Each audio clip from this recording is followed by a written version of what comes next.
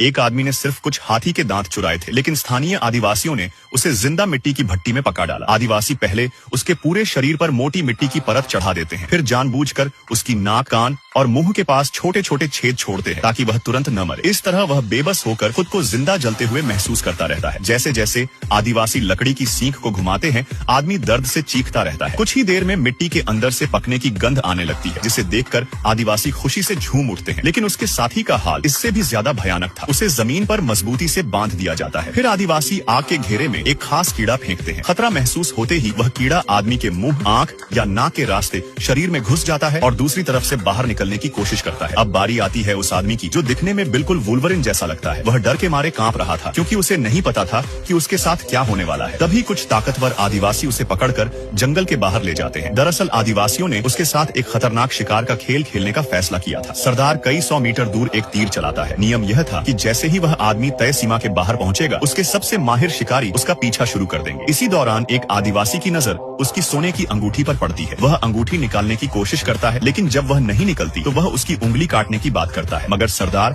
उसे रोक देता है। उसका कहना था कि आदमी तो वैसे भी मरने वाला है, इसलिए पहले खेल का मजा लिया जाए और अंगूठी बाद में निकाल लेंगे। इसके बाद वह आदमी को भागने का इशारा कर देता है। आजाद होते ही वह हैरान रह जाता है। उसे यकीन ही नहीं होता कि आदिवासियों ने सचमुच उसे छोड़ दिया है। जबकि शिकार दूर भाग रहा था तो आदिवासी बिल्कुल भी परेशान नहीं थे। उल्टा वे वहीं खड़े होकर उसका हौसला बढ़ा रहे थे, क्योंकि उनके मुताबिक एक बाहरी इंसान कभी भी उनकी पकड़ से बच नहीं सकता था। लेकिन उन्हें क्या पता था कि यही घमंड जल्द ही शिकारी और शिकार की जगह बदलने वाला है। जैसे ही वह आदमी तय सीमा से बाहर पहुंचता है तो एक आदिवासी शिकारी उसके पीछे निकल पड़ता है। आदमी का शरीर भले ही मजबूत था, लेकिन अफ्रीका की झुलसा देने वाली गर्मी ने उसकी हालत खराब कर दी थी। वहीं आदिवासी मानो हवा से बातें कर रहा था। कुछ ही मिनटों में वह उसके बिल्कुल पीछे पहुंच जाता है। खत्म करने की जल्दबाजी में आदिवासी बिना सोचे समझे अपना भाला उसकी तरफ फेंक देता है, लेकिन आदमी फुर्ती दिखाते हुए जमीन से हथियार उठा लेता है और पलटवार करते हुए सीधे उसकी तरफ टूट पड़ता है। कुछ ही पलों में शिकारी खुद शिकार बन जाता है। दूर खड़ा पिता यह सब देखकर दौड़ता हुआ आता है, लेकिन तब तक बहुत देर हो चुकी होती है। उसका बेटा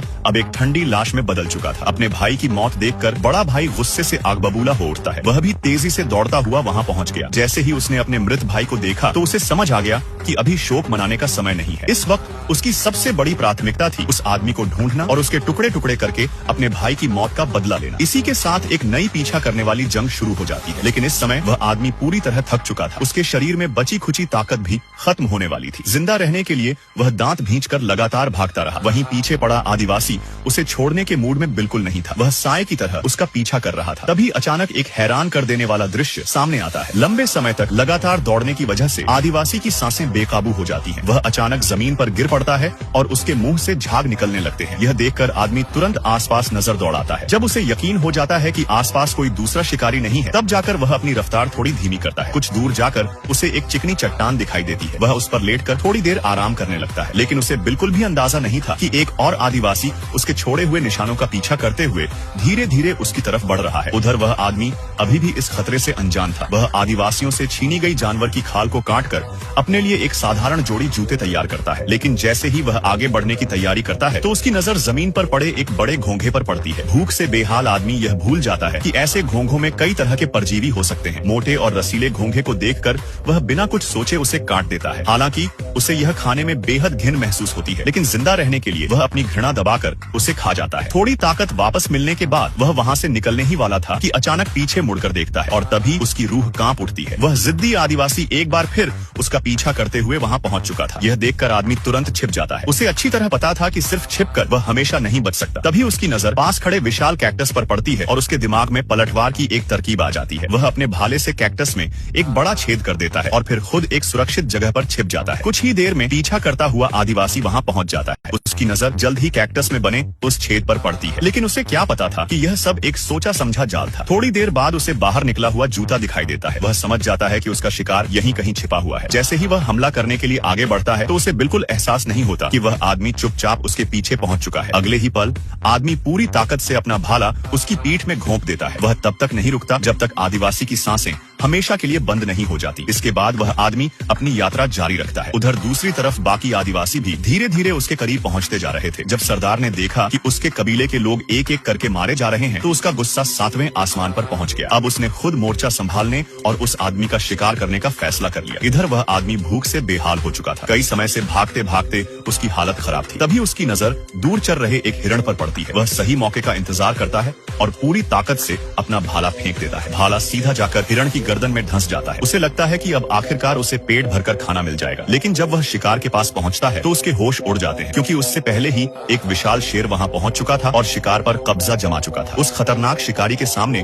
उसकी कोई चाल नहीं चल सकती थी, इसलिए वह चुपचाप पीछे हट जाता है। काफी भटकने के बाद वह एक नदी के किनारे पहुंचता है। प्यास से बेहाल वह पानी पीने के लिए आगे बढ़ता है, लेकिन तभी देखता है कि नदी मगरमच्छों से भरी हुई है। खुद को मगरमच्छों का भोजन बनने से बचाने के लिए वह तुरंत वापस जंगल की ओर लौट जाता है, लेकिन उसे नहीं पता था कि आदिवासी उसका पीछा करते हुए पूरे जंगल में उसे ढूंढ रहे हैं। अचानक एक आदिवासी झाड़ियों से निकलकर उस पर हमला कर देता है। वह किसी तरह झुककर इस जानलेवा वार से बच जाता है। इसके बाद दोनों के बीच भयंकर लड़ाई शुरू हो जाती है। कुछ समय तक दोनों एक दूसरे पर भारी पड़ने की कोशिश करते हैं, लेकिन कोई भी निर्णायक बढ़त हासिल नहीं कर पाता। उसे एहसास हो जाता है कि बाकी आदिवासी भी जल्द ही यहाँ पहुँचने वाले हैं, इसलिए वह चालाकी से जमीन से मिट्टी उठाकर सीधे आदिवासी की आंखों में फेंक देता है। अचानक हुए इस हमले से आदिवासी कुछ भी नहीं देख पाता। मौका मिलते ही वह उसका हथियार छीन लेता है और अगले ही पल एक घातक वार करके उसे मार गिराता है। जब तक बाकी आदिवासी वहाँ पहुँचते हैं तब तक वह बहुत दूर निकल चुका होता है। यह देखकर सरदार आग बबूला हो उठता है। उसके सबसे भरोसेमंद योद्धा लगातार मारे जा रहे थे। क्रोधित सरदार कसम खाता है कि वह उस आदमी को बेहद दर्दनाक मौत देगा और अपने कबीले के लोगों की मौत का बदला लेकर रहेगा। इसके बाद पूरे कबीले के सर्वश्रेष्ठ शिकारी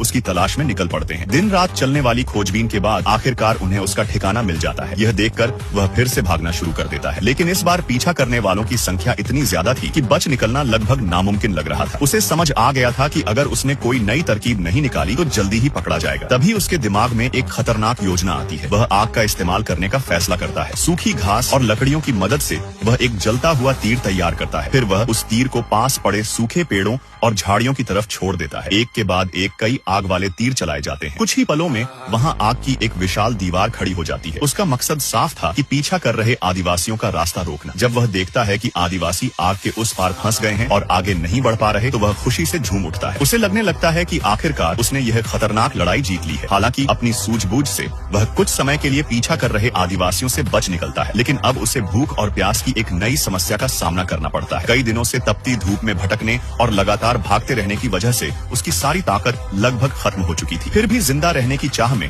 वह किसी तरह अपने कदम आगे बढ़ाता रहता है, लेकिन कुछ ही देर बाद भूख और थकान से निढाल होकर जमीन पर गिर पड़ता है। जब उसे लगने लगता है कि अब उसकी मौत तय है, तभी अचानक उसकी नजर एक बड़े छिपकली जैसे जीव पर पड़ती है। उसे देखकर उसके अंदर जीने की उम्मीद फिर से जाग उठती है। वह तुरंत अपना चाकू निकालता है और एक ही वार में उसका शिकार कर लेता है। उस समय उसे इस बात की परवाह नहीं थी कि वह साफ है या नहीं। वह उसे पकड़कर तुरंत खाने लगता है ताकि शरीर में थोड़ी ऊर्जा वापस आ सके। कुछ ताकत लौटने के बाद वह फिर अपनी यात्रा शुरू कर देता है। उसे अच्छी तरह पता था कि आदिवासी अभी भी उसके पीछे पड़े हुए हैं और उसे जल्द से जल्द इस खतरनाक इलाके से बाहर निकलना होगा। दूसरी तरफ आदिवासी काफी आराम से आग पर भुना हुआ मांस खा रहे थे। पेट भरने के बाद वे फिर से उसकी तलाश में निकलने की तैयारी करते हैं, लेकिन तभी उनके एक साथी का हौसला जवाब दे जाता है। उसका मानना था कि सरदार की गलत रणनीति की वजह से पहले ही 4 लोगों की जान जा चुकी है। वह कहता है कि अब आगे पीछा करना सिर्फ और ज्यादा मौतों को न्योता देना होगा, इसलिए वह वापस लौटने का फैसला कर लेता है। यह सुनकर सरदार गुस्से से आग बबूला हो जाता है। वह कहता है कि जो अपने साथियों की मौत का बदला नहीं लेता वह कबीले का गद्दार है। लेकिन जब वह आदमी फिर भी वापस जाने की जिद करता है तो सरदार बिना किसी चेतावनी के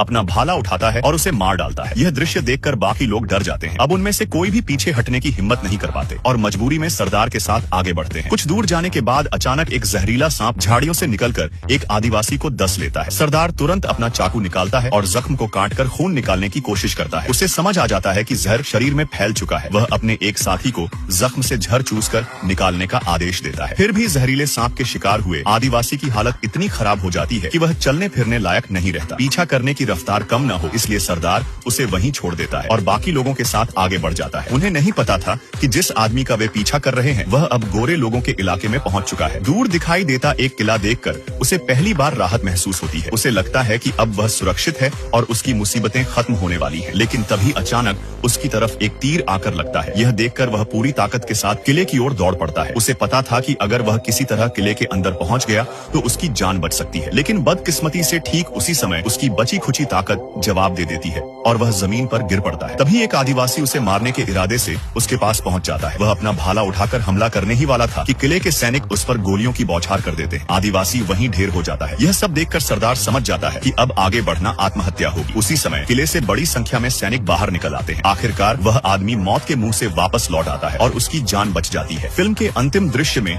वह दूर खड़े आदिवासियों की ओर हाथ हिलाकर विदा लेता है। सरदार भी राहत की सांस लेते हुए अपना भाला उठाकर उसे आखिरी सलाम करता है। इसके बाद वह अपने साथियों के साथ वहां से चला जाता है।